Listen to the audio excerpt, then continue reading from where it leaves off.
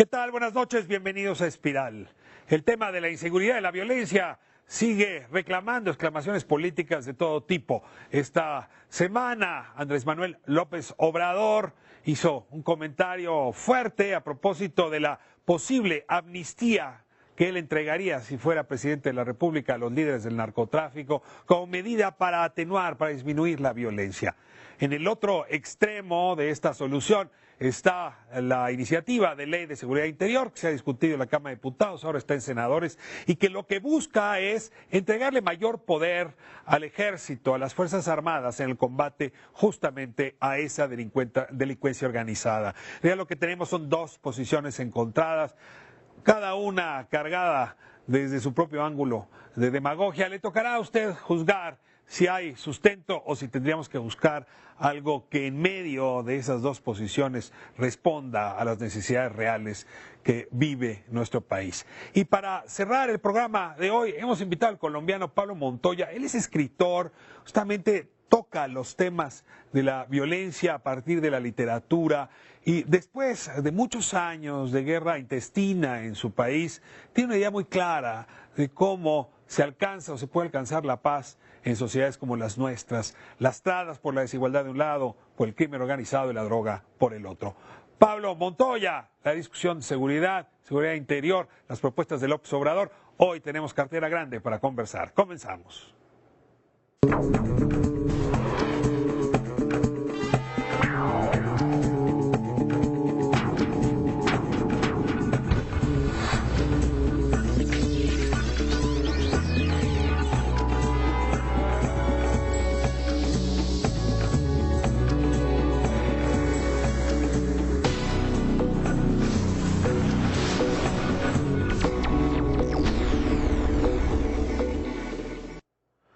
Abrimos nuestra conversación sobre la amnistía o la seguridad interior, perdón que lo ponga en estos términos, pero ayuda a ver dónde está todo el arco de argumentos alrededor de un mismo tema, y le doy la bienvenida pues a quienes le han entrado desde hace tiempo al debate, lo entienden bien, lo conocen bien, han sido muy vocales y les agradezco que hoy lo sean aquí en Espiral.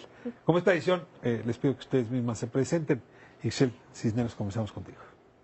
Pues hola, soy Ixchel Cisneros, yo soy directora ejecutiva de CENCOS y la verdad este tema, sobre todo el de la Ley de Seguridad Interior, me preocupa muchísimo en principio porque vivo en este país y porque tengo 3 hijos y no quiero que se normalice la violencia y no quiero que vean a los militares con sus armas largas en la calle, de principio. Vamos a hablar también de la amnistía a los líderes criminales, eso también lo... Bueno, ¿qué te digo yo? Que soy del estado de Sonora y que me parece una locura darle la amnistía a los grandes capos del crimen organizado cuando hemos vivido en violencia por más de 40 años nosotros. Ni una, ¿no? ni la otra. Ni una ni la otra. Considero a ver qué hay solución. en medio, de eso se trata este programa. Literal, justo de buscar un punto medio. Creo que eso es lo que estamos pensando. Laida Negrete, me da muchísimo gusto de nuevo tenerte aquí. Tú llegaste a este lugar la primera vez presentándonos Presunto Culpable. Cierto. Estás más joven que entonces, yo no. Me da tanto gusto verte aquí otras veces. Bienvenida. Así es, Ricardo. Llevo 20 años estudiando el tema de seguridad pública y justicia penal y me preocupa muchísimo los dos temas. El tema primero de que vivimos en un momento crítico para definir qué hacer con la política de seguridad pública y de justicia. Y tenemos dos ocurrencias. Una es la amnistía y otra es militarizar al país. Y las dos hay que ponerles un alto y sobre todo hay que debatirlo ampliamente y por eso me gusta estar aquí. Ahora trabajo en el World Justice Project, soy investigadora ahí, hacemos recolección de datos duros, pero damos mucho seguimiento a la política pública y a las leyes y por eso me encanta estar aquí con otras dos expertas. Pues muy feliz de tenerte, la idea, y desde luego también nos da gusto tener a Rocío Culebro, amiga, compañera de más de un debate, y hoy da gusto tenerte en este espacio. Pues muchas gracias, Ricardo, por invitarnos a hablar sobre un tema que sin duda nos tiene con una gran preocupación, porque me parece que estamos en un momento en que hay un quiebre en la política pública con respecto a la seguridad ciudadana. Y que ante tantos problemas de inseguridad en diferentes niveles y perspectivas, las autoridades, los responsables no han sabido cómo atacarla. Y creo que se salen por una vía que es muy fácil y vendible, que es que los militares entonces se ocupen de las labores de seguridad. Yo hablo desde mi perspectiva como defensora de los derechos humanos desde hace también más de 20 años y también como directora del Instituto Mexicano de Derechos Humanos y Democracia e integrante del colectivo Seguridad Sin Guerra, que es un colectivo de expertos, organizaciones, periodistas, analistas, estudiantes, abogados de diversas, digamos, tendencias ideológicas, pero que aquí lo que nos conjunta es esta preocupación por qué hacemos con la seguridad pública. A ver, yo creo que podríamos muy rápido pasar por encima del problema y empezar a hablar de las soluciones.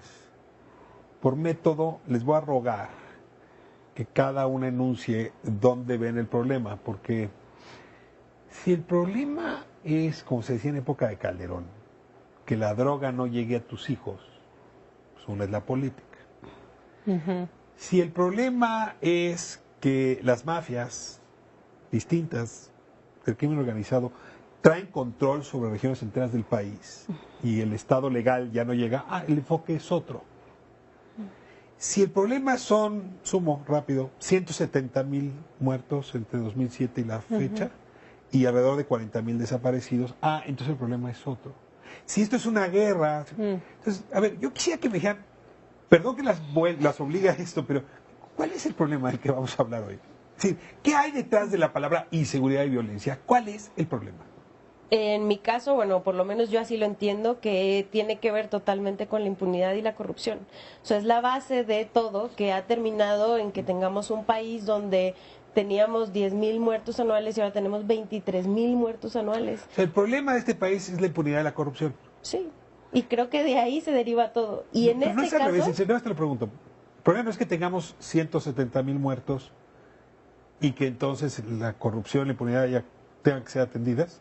¿O el problema es de impunidad y la corrupción y los muertos son secundarios? Literalmente yo creo que los muertos han seguido sumando porque no hay castigo. Entonces, la impunidad que tienen los criminales, la misma clase política, ha hecho que esta bola de nieve siga y siga y siga creciendo. Para ti la impunidad y la corrupción es el problema. Para ti Yo me iría un paso atrás y diría que hay impunidad y hay corrupción porque no hay instituciones básicas para el Estado de Derecho. ¿Y cuáles son?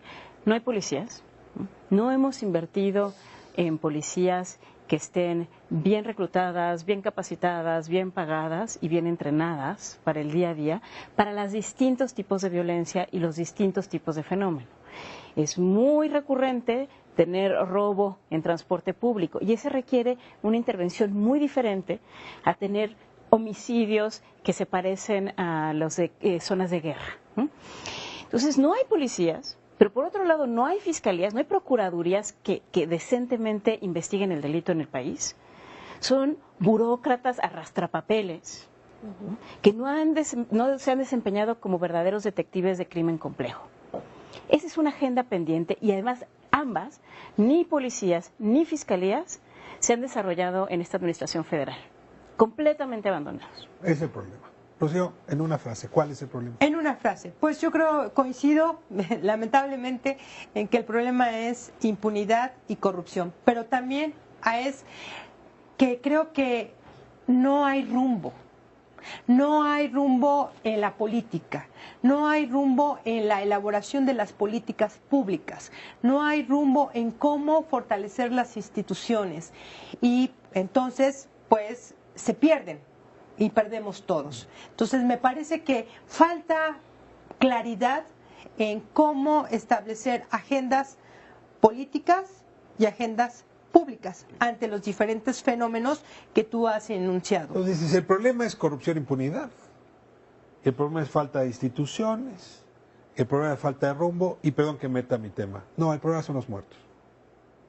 Yo sí empezaría diciendo, aquí hay un problema de 170,000 vidas cegadas. Y sí preguntaría, nada más denme un segundo con ese tema, hay muchas maneras de resolverlo, ¿no? Muchas. Hay quien piensa que detener esas muertes pasa por darle al ejército poderes mayores. Y hay quien piensa que detener esas muertes pasa por la amnistía a los líderes. Decía Andrés Manuel López Obrador, justamente el día de ayer, decía, ojo por ojo, diente por diente no funciona, ¿no?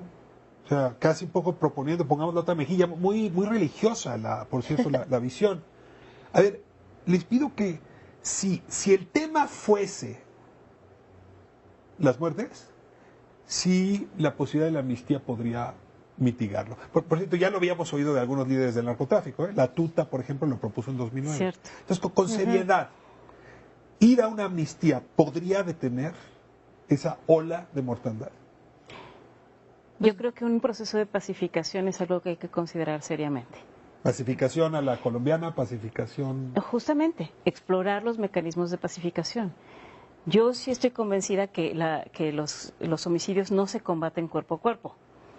Es más, ni el narcotráfico se combate cuerpo a cuerpo. Entonces, un proceso, cuando hay una situación de guerra, es indispensable analizar procesos de paz. Y aún por ejemplo, programas muy exitosos en Boston, en Nueva York, utilizan procesos de pacificación con grupos locales. Es decir, ¿saben qué? Alto al fuego. Drogas y muertes no, por ejemplo, ¿no? Y lo hacen. Y hacen reducciones dramáticas. No digo que esa sea la solución así de entrada, pero digo que hay que estudiarlo seriamente. Sí, yo creo que algo que por ahora están cometiendo un error es que no escuchen las diferentes voces y las diferentes alternativas que puede haber al problema. Sí, hablando de la propuesta de López Obrador, ¿te parece que cuando habla de amnistía no está oyendo las otras voces? Me parece que no. ¿O que su voz no se está escuchando? ¿Qué es lo que quiere Me decir? parece que son las dos cosas. O sea, creo que a Andrés Manuel le falta escuchar a la sociedad civil, le falta también escuchar a los especialistas, pero también a nosotros nos falta escuchar exactamente qué es lo que él está pensando cuando propone esto de la amnistía. Sin duda, en otros países como en Colombia, utilizaron diferentes modalidades porque, bueno, tenían más de 50 años de entre la guerrilla, la inseguridad, el narcotráfico. Entonces, pues hay que echar a andar la imaginación. Ahora, en Colombia, vamos a hablar con Pablo Montoya en un momento, pero en Colombia no le dieron una amnistía a No. Pablo Escobar y demás líderes. ¿eh? No. Fue a los líderes de las FARC, del grupo paramilitar. Otra historia es que las FARC hayan estado metidos en drogas, pero claro, digamos, hayan sido traficantes de drogas, pero es distinto. Es decir, López Obrador está pidiendo un poco tratar a los líderes del crimen organizado como si fueran las FARC, y ahí es donde yo me siento un poco incómodo. A ver, me gustó esto que dijiste hace un momento, Michelle. No es lo mismo en este país venir del norte que venir del sur, o venir de Guerrero que venir de Morelos o de la Ciudad de México. Totalmente. O sea, que nos pregunten a la gente de Sonora o de Sinaloa qué se siente tener al ejército en las calles desde hace, bueno, yo tengo 30 años, pero desde hace 40 años, ¿no? Y que el crimen no baje en lo más mínimo, ¿no? No disminuya y cada vez se normalice mucho más la violencia y cada vez veas más militares y más armas por todos lados y los niños crezcan con esta imagen. Es totalmente distinto a vivir en la Ciudad de México y que de repente si pasas por el campo militar verás a algún militar, ¿no? Pero déjate, tengo ahí. Esos son estados donde se le ha dado amnistía a los capos. O sea... Pues no amnistía, pero se les ha dejado en Sonora, trabajar. yo quiero saber cuántos líderes del narcotráfico han sido detenidos. No. En Durango, en Tamaulipas, o sea, 97 para acá, ¿cuántos han sido detenidos? O sea, si algo se ha hecho es darles amnistía. Claro. Literal, si yo... Entonces, no sé si el ejército ha sido culpable o la amnistía, nada más para entender. O las dos. O sea, justo es eso, subirle un poco el costo político, o sea, sí, el costo político a la clase política de que no han sabido hacer las cosas y no tienen una estrategia de seguridad que haya funcionado y que realmente, como bien decías, lo de las muertes y los homicidios, o sea, no nos han dado el derecho máximo que tenemos, que es el derecho a estar vivos. O sea, ahorita ese derecho para muchísimas personas ha sido privado y muchísimas otras personas tienen miedo de que les priven de ese derecho. Y en efecto, ahorita que cuentas lo de que en Sonora les daban amnistía, o sea, yo me acuerdo perfecto cuando todavía estaba Guillermo Ortega en las noticias en la noche, que anunciaran que habían agarrado así a un capo grandísimo a la vuelta de la casa de mi tía. Y todos sabíamos que vivía ahí desde hace muchísimos años y que hacía fiestas y cerraba la calle y sabíamos cómo se llamaba y conocíamos a su familia. Y era como la noticia del año y más bien todos era como algo habrá hecho para que lo hayan agarrado. Porque si yo, que tenía 12 años, sabía dónde vivía, me quedaba claro que la inteligencia y el gobierno mexicano sabían dónde vivía, ¿no? Y sí, y gracias a eso creció el crimen organizado a los límites a los que estamos ahora. Solo para redondear, ustedes oyeron la noticia de la declaración de López Obrador. Sí. Me interesa, porque eso es subjetivo, saber si les pareció un planteamiento completo, bien pensado, o fue una ocurrencia guerrerense porque estaba en Guerrero. Temeraria y ocurrente, mal planteado. No, No se planteó, una irresponsable. amnistía no se planteó así, ¿no? Irresponsable además, porque Y en pésimo momento, y en el peor, o sea, en Guerrero, hazme el favor, ¿no? O sea, que ahorita tienen los peores índices de violencia y de Miren los papás inseguridad. de los 43. Exacto, demos Oiga, le amnistía. vengo a proponer que le demos amnistía a los que desaparecieron a sus hijos. Literal. Sí, es un poco agresivo, ¿no? Por No, decirlo bueno. menos. Y el ejército reaccionó muy enojado. O sea, tanto Cienfuegos como Soberón reaccionaron. El observador dice que los mandaron regañarlo, pero en realidad reaccionaron enojados por el planteamiento. ¿Tenían razón? Mira, yo creo que no es si tienen la razón o no, me parece que estuvo mal planteado lo que dijo Andrés Manuel. Y quizás quienes tendrían que haber respondido era el secretario de Gobernación u otros, ¿no? ¿Por qué ellos se sienten agraviados? ¿Por qué el ejército se siente agraviado cuando hablas de una amnistía? ¿No deberían de ser los civiles los agraviados? ¿No deberían de ser las víctimas también? ¿No debería de ser la ciudadanía en general? O sea, ¿por qué responden? ¿Por qué responde el ejército? A mí sí me parece como muy interesante que ellos salgan a responder en lugar de que salgan otros. Da tono para la siguiente conversación. Sí, cuando se habla de temas relacionados al ejército, y desde luego la discusión sobre la ley, la iniciativa de ley de seguridad interior es uno de esos temas, el ejército reacciona como si estuviera agraviado. Y sus defensores salen como quien tiene que arropar a alguien que está agraviado. Sí es cierto que ese es el tono de la discusión. Totalmente. Y entonces nos impide ser como más objetivos, más tranquilos, más ecuánimes, más parsimoniosos para discutir asuntos que son importantísimos, decía Excel, para sus hijos, los míos, todos nosotros. Me voy a ir a corte y regresando ahora quiero revisar la otra propuesta, porque literalmente en este país vivimos en los opuestos, ¿no?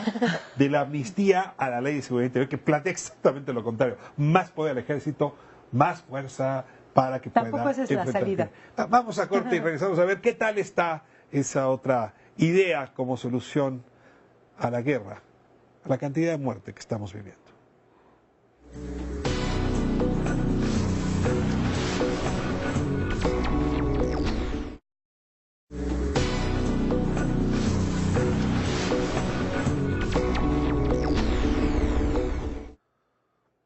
Bueno, estamos de vuelta en Espiral, hablando del tema más recurrente en este programa. Ya quisiera que pudiéramos dedicarle a otros, pero pues a mi generación, a nuestra generación, nos tocó vivir una oleada de violencia que no estaba hace unos años.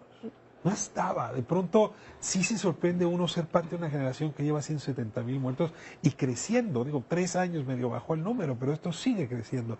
Y estamos revisando si es por razones de impunidad, por razones de corrupción, por razones institucionales, por falta de visión, diagnóstico. Y seguramente hay mucho de cada cosa en esta discusión. Pero revisando los polos opuestos, resulta interesante que esta semana hayamos tenido discusión sobre la amnistía propuesta por López Obrador y del otro lado la ley de seguridad interior. Una ley que está recibiendo, pues creo que íbamos hoy en 110,000 suscripciones o 178,000. 178 a change.org de gente que está en contra porque les parece que es una iniciativa que que violenta y que vuelve más autoritario al país. Un primer diagnóstico, ¿quién quiere empezar? ¿Por qué la iniciativa que se aprobó en Cámara de Diputados y el dictamen que está hoy en el Senado adolece o tiene problemas con respecto al tema que les preocupa? Es irresponsable, por decirlo menos. Es muy peligrosa y a diferencia de la política anterior que discutimos de la amnistía, esta sí está a punto de volverse realidad y no hay forma de darle la vuelta en U. ¿Qué significa la Ley de Seguridad Interior? Significa darle más poder al Ejército, a las Fuerzas Armadas, sin ningún control. Son cheques en blanco para actuar. ¿Y esto qué hace? Pone en riesgo que el poder civil acabe siendo sometido por el poder militar, pero además en una estrategia que ha probado su fracaso. Justo eso. Si esta estrategia tuviera otras cifras, ¿no? O sea, si nos pudieran enseñar que, como decía en el bloque anterior, estos 40 años en Guerrero, estos 40 años en Sinaloa, ha funcionado, que los militares estén en las calles atacando el crimen organizado, uno podría pensar que a lo mejor esta es una buena solución. La cuestión es que ni eso, o sea, no es una estrategia, literalmente ha sido un parche. Y los índices de violencia en estados como Guerrero, como Sinaloa, van en aumento. Entonces, ni siquiera hay manera de decirnos, esta es una buena idea, porque hemos bajado los índices. Pero yo oigo el argumento contrario. Si así ha sido, estando en el ejército, ¿cómo habría sido si no hubiera estado? ¿No habría sido peor, Ixchel? No lo sabemos, pero tampoco es que ellos estén dando otras opciones. Mientras presentan la Ley de Seguridad Interior, no hacen nada por mejorar a las policías. Acaban de votar en contra del mando mixto, donde se hablaba sobre mejorar a las policías, mejorar la seguridad, hablaba sobre prevención de la violencia, y la Ley de Seguridad Interior solamente le da estas facultades al ejército y ya, y deja todo lo demás de lado, y para como están tratando a las policías actualmente, pareciera que las quieren desaparecer, y que entonces realmente los militares se hagan cargo de la seguridad del país. Y la verdad es que yo esperaría que nuestros diputados y senadores hayan leído un poco de la historia del mundo y se dieran cuenta que no es una buena idea darle estas facultades a los militares. Rocío. Es totalmente inconstitucional esta ley, y es desde el origen. ¿Por qué inconstitucional? Porque va en contra del artículo 1 de la Constitución mexicana, que habla sobre la protección de los derechos de las personas y de todo todo aquello al que el Estado mexicano ha aprobado en materia de derechos humanos a través de los instrumentos internacionales. Entonces, si eso dice la Constitución, lo que están haciendo con esta ley de seguridad interior, que además es muy confuso el nombre, seguridad interior, que va a estar en manos de los militares, no es una ley confusa, es una ley sin controles, es una ley donde quienes pueden pedir la intervención del ejército es los gobernadores se lo piden al presidente de la República y el presidente de la República lo puede solicitar, decretar. Y deja entonces en un problema también de indefensión a los mismos gobiernos locales, municipales o estatales, porque no hay diagnósticos, no va a haber diagnósticos o no dice la ley sobre qué bases es o cuáles son los criterios para determinar que se haga una declaración de protección de la Ley de Seguridad Interior. A ver, yo tengo, digamos, una convicción. El ejército debe entrar en asuntos de seguridad nacional. Así, mañana nos y lo establece la Constitución. Si mañana nos declara la guerra a Honduras, claro. nos la declara Putin, el ejército debe proteger nuestros derechos por el tema de seguridad nacional. No tengo discusión. Ahora, normalmente la estructura democrática de los países que se rigen por principios constitucionales, el ejército está para proteger a la población de las fronteras hacia afuera. Los Estados Unidos son muy sensibles frente a la idea que haya uso de fuego de parte de militares dentro del territorio. Estados Unidos es una cosa inimaginable. Contra los connacionales, claro. Entonces, ahora, cuando de pronto hay temas de ciclones, en fin, que pueden ser amenazas a la seguridad nacional, maremotos, terremotos, el ejército entra y entraba para asuntos de protección civil.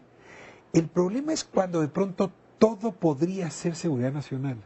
Es decir, desde el policía auxiliar que guarda un banco, pasando por el que detiene al raterillo que estaba llevando una bicicleta, hasta en efecto el que aprende a alguien que estaba traficando drogas, o el que va y enfrenta a un gran capo que tiene ya un control sobre un municipio entero. Entonces, de repente, si la definición de seguridad nacional se extiende, lo que estamos diciendo al ejército es puedes participar en cualquier asunto de seguridad.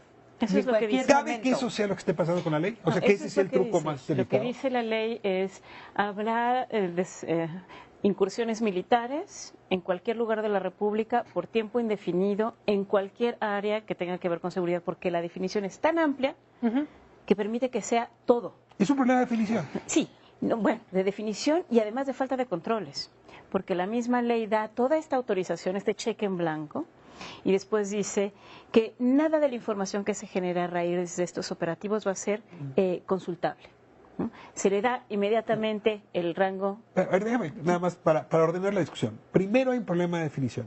Es decir, la definición de seguridad interior, que es este híbrido entre seguridad pública y seguridad nacional, es muy amplia. Y peligrosa. Ajá. Sí, la dejan muy Se vaga. asemeja a la de seguridad nacional demasiado. Y subsume a la de seguridad pública. Sí. Sí, Ese es el problema Sí. de definición. No traza fronteras. sí. Ok. Ahora, vamos a este otro que tú estás tratando. Es que en realidad trataste dos que vale la pena reflexionar sobre eso. Uno es, le permite al ejército, sin necesidad de declaratoria de seguridad interior, prevenir, enfrentar, Investigar. investigar y resolver asuntos relativos a la Agenda Nacional de Riesgos de Seguridad Nacional.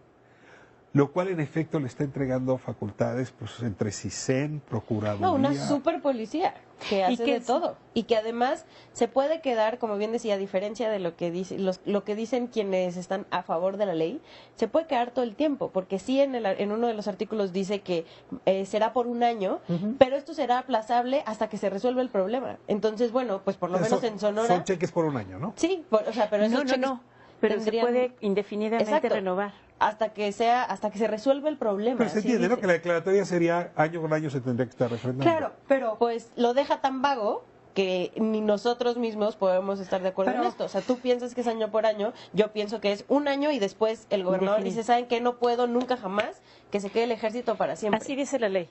Es un año y después se podrá modificar y prorrogar hasta que estime el presidente. Pero a ver, Ricardo, perdón que interrumpa. Si ahorita ya llevamos 10 años en que los militares están ayudando en la persecución del delito relacionado con el narcotráfico. Es falso eso.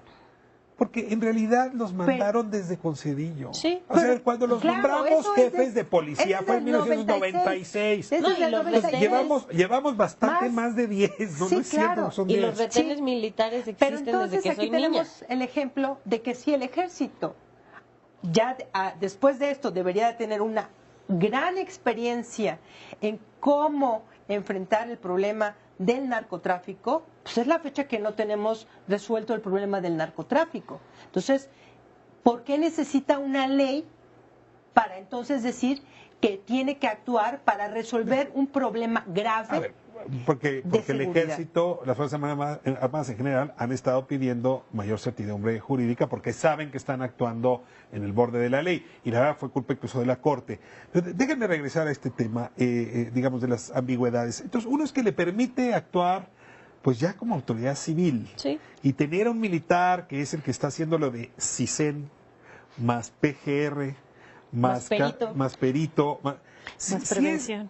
Sí es echar el poder civil a un lado, es decir, de Total. plano nada sirve, Absolutamente. que a lo mejor nada sirve, pero yo estoy seguro que el ejército, digamos, solo por a un pase mágico vaya a servir. Entonces te tratas otro tema que me parece bien delicado. La propia ley dice que es el presidente, y no está claro si esa solicitud de los gobernadores, porque podría actuar en contra de los gobernadores e incluso en contra de los presidentes municipales. Está claro que puede actuar en contra de los gobernadores, ¿eh? Este es un atentado al federalismo. Sí, totalmente. O sea, el poder nacional Que Y tanto abajo- se presume. No, además. resulta que pues sí, es que ya estamos en el gobierno centralista. A ver, Sí, ¿cómo porque son está dos esa supuestos, parte? porque hay el supuesto donde haya solicitud de la entidad federativa, que es a través del legislativo de la entidad federativa, pero también es a Del opinión del Congreso. presidente. Y el presidente puede decir, señores, se Pero, acabó. se Oiga, acabó. pero a mí me eligió el pueblo. No me Aquí importa. no queremos militares, no me No me importa. Entonces, puede intervenir un municipio, un estado entero, y no solo eso. Esto que hablabas de la sumisión de autoridades civiles está muy expresa en la ley que el presidente, a través de las cabezas de las Fuerzas Armadas, va a designar un comandante que a su vez va a ser el que mande en la región a todas las autoridades civiles, pidiéndoles información. Virrey como el señor Castillo, Ni nada rey, más que militar. ni el ¿no? presidente tiene facultades de pedir información de todo tipo, incluso a órganos autónomos. Comisión Nacional de Derechos Humanos, quiero que me des información sobre esto, y así. Unos pequeños virreyes, ¿no? Estos comandantes, sometiendo a toda autoridad civil. Y vamos a la última. Información. Ya Laida lo adelantaba. La información relacionada con la seguridad interior, que chupa, subsume seguridad pública y se asemeja a la seguridad nacional, podrá ser Reservada, guardada en el closet. absolutamente. No Es podrá. decir, oiga, yo será, quiero saber será. cómo se persiguió tal delincuente. Oye, y si no era Todo es delincuente. seguridad nacional. Oiga, quiero saber cómo hizo su papel. Todo. ¿Cuánto gastaron? ¿No? ¿En qué gastaron? No vamos a saber, nada. Pero esto es una regresión. Estamos entonces, si Pero estábamos... regresión aquí a 1910. Pues claro, pero entonces, ¿qué es lo que está sucediendo? ¿Por qué el Senado quiere forzosamente, entre hoy y mañana, aprobar una ley que es totalmente, como digo y sostengo y sostenemos, inconstitucional, antidemocrática, va en contra de toda la normatividad nacional, Me queda minuto y local medio. ¿Por qué? e internacional? ¿Por qué? ¿Por qué? Pues porque va en contra de lo que la misma Constitución lo dice, porque además es darle un poder a una persona rompiendo todas las reglas democráticas de este país. ¿Por qué los legisladores están haciendo esto tan al vapor y de manera tan sin comprender la complejidad y las consecuencias? Yo creo que tiene Es que una ver también decisión quiénes política. los están, quiénes están promoviendo esto, ¿no? Uno de los principales impulsores es Roberto Gil Suárez, que trabajó con Felipe Calderón muy de cerca y es uno de los impulsores de la guerra contra el narco y que le deben esta ley a los militares que ellos aventaron a la calle con todo. La conjetura. Año electoral. Claro. Es muy tentador tener control desde el centro de toda la región con estos poderes excepcionales. Y la segunda es, los militares quieren más poder. Y es muy cómodo tener más presupuesto, y eso ya se reflejó en el presupuesto último, 19% de incremento para unos, 16% para Marina, es hacerse de más poder. Y esa es la factura que van a cobrar después. Yo no puedo hablar mal de las personas, o sea, no me atrevería a hablar mal del general Cienfuegos o del almirante Soberón, pero mirando la historia del mundo, esto que está diciendo Laida es regla. Una vez que los militares salen a la calle, no hacen más que crecer su poder y en efecto se vuelven diabéticos frente al presupuesto, es decir, no pueden vivir sin esa insulina. Venezuela. Y van Entonces- a querer vivir con el poder, para poder. ¿Cabe que estemos en un momento donde el poder Muy del crítico. ejército sea tal que ahora los civiles no puedan hacer nada? No, hoy los civiles podemos hacer algo, tenemos que frenar esta ley, por favor, o sea, de verdad depende de nosotros y me parece que no hemos sabido transmitirle a la gente lo importante que es que exijamos a estos tipos y tipas que por favor no aprueben algo así. Yo les llamo legisladores para ver si con eso los conmuevo. Construir instituciones democráticas se hace con demasiado esfuerzo, pero se pueden caer con el soplido del lobo. Que la nación se los demande si arrojan a nuestros hijos y a las siguientes generaciones a una situación indeseable. Hemos invitado para el último segmento a Pablo Montoya. Hoy mirar a Colombia es fuertemente inspirador. Pablo Montoya es un escritor dedicado a pensar la paz imperfecta, pero la paz, que siempre es mejor que la guerra. Como escritor, como colombiano, como intelectual serio, creo que puede ayudar a darle oxígeno a esta conversación. Regresamos.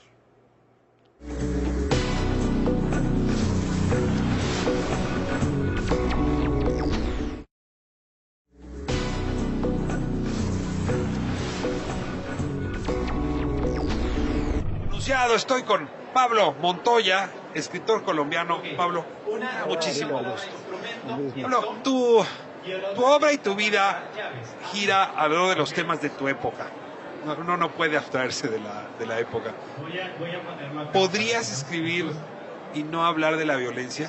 ¿Podrías escribir y no pensar en la paz cuando nuestra generación ha sido una generación afectada por esos fenómenos? Es muy difícil, Ricardo, sobre todo en el caso mío, que he sido directamente golpeado por la violencia. Mi padre fue asesinado en 1985 por una brigada revolucionaria del ELN, Ejército de Liberación Nacional. Algunos amigos, muchos. ¿Qué hacía tu padre? ¿Cómo ocurrió? Era médico. Era un hombre que no tenía nada que ver con con las militancias políticas. Era un hombre, digamos, en derrota, un hombre muy frustrado, que estaba decayendo terriblemente, y bueno, se encontró con la muerte, con una especie de atraco al lado de su consultorio, y era una de estas brigadas revolucionarias. Se cobraban lo que decimos en Colombia vacunas, impuestos.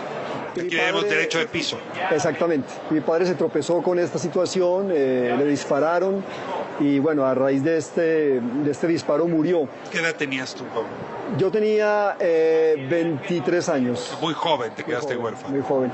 Y creo que esa muerte, en mis libros, he tratado como de hacer un duelo con esta muerte, que no solamente la muerte de mi padre, sino la muerte de una víctima más de la violencia colombiana, y sobre todo la violencia en Medellín. Varios de mis libros de cuentos, una novela que se llama Los Derrotados, abordan este asunto de la violencia directamente, y es inevitable hacerlo en el país en el que yo he nacido, en el que he vivido, y ahora que estamos confrontados a esta paz acordada por el gobierno y la guerrilla de las FARC, pues evidentemente como escritor hay que asumir este asunto, y es lo que he tratado de hacer en mis ensayos, en mis intervenciones públicas y también en mis escritos. Déjame entrar en ese tema, porque para la audiencia mexicana es difícil de entender por qué un acuerdo que le puede poner fin a la violencia fue sometido a referéndum y por qué perdió. Digamos, no hay males ni soluciones perfectas, Claro. pero claramente desde afuera se veía como una buena solución y no ganó. ¿Cómo interpretas tú o cómo nos explicas a nosotros estos resultados? Colombia es un país actualmente muy polarizado. Es un país que por su tradición colonial y republicana, pues es un país muy católico, donde una clase política, digamos, más vinculada hacia la derecha y a la extrema derecha ha gobernado el país. Digamos que la población colombiana ha recibido toda esa herencia, ¿no? Entonces hay un tremendo recelo y una gran desconfianza y un rechazo profundo hacia todo lo que tiene que ver con el comunismo, con el socialismo. Y la guerrilla de las FARC, siendo una representante de estas ideologías, además sabemos que cometió grandes crímenes, secuestros, sobornos, una lucha contra el Estado que también cometió muchos crímenes, produjo muchas víctimas, y desde hace varias decenas de años el gobierno colombiano ha tratado de firmar una paz con esas guerrillas. Durante la época de Belisario Betancur, en la década del 80, durante la época de Pastrana, en la década del 90, el mismo presidente Uribe intentó hacer un acuerdo de paz con las FARC. Finalmente Santos, el presidente actual, lo logró. Te detengo aquí. Cuando Uribe se dio cuenta que no podía firmar, decidió aniquilarlas. Y eso acrecentó la violencia. O sea, esa opción ya se ha seguido. Y sin embargo, ahora que Santos logra otra solución, una solución pactada, Uribe convoca para destruir ese acuerdo de paz. ¿Por qué? Es bastante complicado explicar por qué. Yo creo que por un lado es porque esos acuerdos atentan contra una clase política, una clase dirigente, una serie de ricos tradicionales colombianos que están vinculados con el mundo del agro, a la ganadería particularmente. Porque los acuerdos se reparte tierra. Por supuesto, el gran problema de Colombia ha sido la tal reforma agraria que nunca nos ha llegado, o ha llegado pero de diferentes formas. Entonces yo creo que esos acuerdos de paz afectan un poco los intereses de esa clase política vinculada a la extrema derecha y a la derecha que representa Uribe, ¿no? Porque los acuerdos de paz pretenden de alguna manera hacer una especie de reforma agraria, ¿no? Y eso afecta profundamente los intereses de Uribe. Uribe le ha hecho creer al país, además, que los acuerdos con las FARC podría inducir al país a que se convierta en un país castrista o chavista, lo que se llama en Colombia castrochavismo. Y es una relación completamente... Se llama noticia fabricada o fake news. Por supuesto, y el pueblo ha creído en eso, por supuesto. Tú has sido muy vocal en la idea de un acuerdo por la paz, aunque esa paz sea imperfecta. Comparte la audiencia tus argumentos. ¿Qué le respondes a Uribe? ¿Qué le respondes a estos terratenientes? ¿Qué le respondes al pueblo colombiano que no alcanza a ver la sofisticación de los argumentos en juego? Bueno, somos un país que desde la colonia, desde la independencia, ha estado enfrascado en guerras continuas, siglo XIX, siglo XX, guerra de los 1000 días, guerras partidistas, guerras narcotraficantes, guerras con paramilitares, guerras con las guerrillas, delincuencia en común, bandas criminales. O sea, somos un país que no paramos de hacer la violencia nosotros mismos. Y es necesario que la ciudadanía entre a reflexionar sobre la urgencia de que vivamos en paz. Yo creo que los acuerdos de paz en este momento, a pesar de los problemas que tiene, por supuesto, yo siempre he dicho que son acuerdos firmados por victimarios, no por víctimas. Es un acuerdo que ha favorecido mucho al país porque la violencia se ha reducido. O sea, si tú ves el tiempo que ha pasado en este último año que han durado los acuerdos, el número de muertos se ha reducido ostensiblemente y eso ya es suficiente para aprobar esos acuerdos. Lo que pasa es que Colombia es un país que está muy politizado, hay una clase corrupta que no deja que los acuerdos avancen verdaderamente. Y es un país, para volver a la pregunta tuya, ¿por qué perdió el referendo a favor de los acuerdos de paz? Porque el país se deja manipular, el pueblo se deja manipular por estas ideologías de la derecha que representa claramente el presidente Uribe. Y cuando se firmó o cuando se llamó a la gente para ir al referéndum, se le dijo que apoyar los acuerdos de paz significaba entregar el país al comunismo, al ateísmo, a una guerrilla que iba a permitir las libertades sexuales, es decir, a una suerte de fantasmas que habitan en el imaginario colectivo del pueblo colombiano. Y claro, todos los pastores religiosos colombianos apoyaron y le dijeron a sus feligreses que apoyaran que rechazaran este referéndum, y por ello fue que ganó el referéndum, ¿no? Fue una manipulación claramente política. Tú eres profesor, eres escritor, eres un intelectual público. Te has dedicado a cambiar los referentes a través de tu obra literaria, referentes de discusión.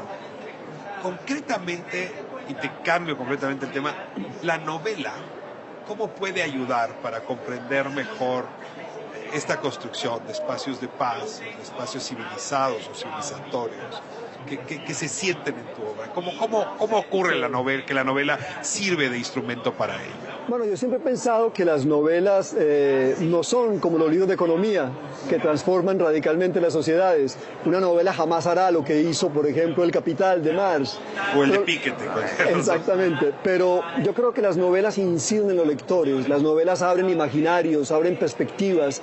Lo que yo he hecho con mis novelas en particular es mostrar como la otra cara de la historia, ¿no? Es lo que yo he hecho con Tríptico de la Infamia, que es una novela que aborda estas guerras de religión y de la conquista de América y le da un espacio, digamos, a los vencidos, a los que no han puesto su cuota como vencedores, sino como vencidos. Y de esta manera trato como de sensibilizar al lector, sobre todo frente a lo que nosotros hemos entendido como la conquista de América. En una novelística latinoamericana que generalmente le ha cantado a esa conquista, ha hecho una épica de la conquista. Aún seguimos, de alguna manera, a pesar de la nueva novela latinoamericana, creyendo que la conquista fue una obra, digamos, digna de admiración. Lo que yo propongo en Tríptico de la Infamia es que fue un gran crimen. Y yo creo que lo que la novela mía suscita en el lector es como una especie de despertar, digámoslo así, como una especie de conciencia de lo que fue ese periodo histórico tan sombrío que denominamos la conquista de América, ¿no? La violencia puede ser presentada en oda y yo veo muchos productos, tanto en el cine, la propia literatura, la música, que ensalzan la violencia. No quiero citar obras en concreto, pero cómo gustan las narconovelas, los narcocorridos, en fin. ¿Cómo le hace un escritor para tratar estos temas sin deslizarse hacia ese elogio a la violencia? Sí, es muy, muy complicado. Yo justamente lo que he tratado de hacer en Colombia, que es un país donde la violencia es tratada literariamente de una forma, ha sido tratada de una forma un poco obscena, o un poco espectacular, un poco amarillista. Lo que he tratado es como de darle otro tratamiento a este asunto. Mis novelas, mis cuentos están sin duda atravesados por la violencia, pero yo siempre he tratado este asunto desde la perspectiva del arte. A mí me interesa es mostrar cómo una conciencia artística padece, sufre, se esperanza en medio de contornos turbulentos, socialmente hablando. Entonces, claro, cuando yo, por ejemplo, escribo una novela sobre el exilio de Ovidio, Lejos de Roma, una novela situada en el primer siglo de nuestra época, de alguna manera estoy planteando asuntos de lo que es el exilio nuestro, ¿no? Actualmente. O sea, es como salirme un poco del centro del país, del centro de nuestra propia realidad, y lanzar una mirada un poco diferente, sin olvidar, por supuesto, la reflexión continua frente a la violencia. Nunca me ha traído me interesa como fenómeno literario la narconovela, por supuesto, la novela Los Sicarios, como la llamamos en Colombia, la novela de la violencia, de la nueva violencia. Pero te interesa como lector, no como escritor. Sí, y como profesor de literatura abordar estos temas, pero como escritor jamás me ha traído la escritura de una novela policíaca, de una narconovela. Esos asuntos no me interesan como creador, porque prefiero la otra perspectiva y porque además me interesa mucho, Ricardo, el tratamiento poético de la narrativa novelística, ¿no? Me acuerdo en este libro de 6 propuestas para el próximo milenio de Ítalo Calvino. Calvino sugería enfrentar la realidad como Perseo enfrentó a Medusa, es decir, mirando a Medusa a través de su escudo que usó como espejo, porque si miras de frente a Medusa te galvanizas, te vuelves de piedra. La literatura es ese espejo, no puede ser la mirada desnuda de la realidad, ayuda a filtrar, ayuda, decías tú, a partir de su poder estético, a mirar de forma distinta estos episodios que son dolorosos. Claro, sí, me parece fundamental esa teoría de Ítalo Calvino. Yo creo que de algún modo yo la he seguido, ¿no? Porque está el otro espejo, el espejo de Stendhal, ¿te acuerdas? El que se pone en la carroza mientras va recorriendo el camino y el espejo capta todo lo que rodea a la carroza, ¿no? Igualmente es válida, pero yo creo que la propuesta mía y de algunos otros escritores colombianos es abordar esa violencia así, desde el planteamiento que propone Ítalo Calvino con el espejo de Perseo, ¿no? Con el escudo de Perseo. Déjame pedirte, siempre es abusivo estas comparaciones, pero lo digo de broma y no tanto. Hace algunos años, los años 80, cuando el narcotráfico crecía en México, cuando la violencia empezó a desarrollarse, algunos con un dejo de frivolidad decía, nos estamos colombianizando. Era un verbo utilizado, una palabra utilizada para llevarte a un estadio de México que era indeseable. Hoy, decir nos estamos colombianizando es exactamente lo inverso.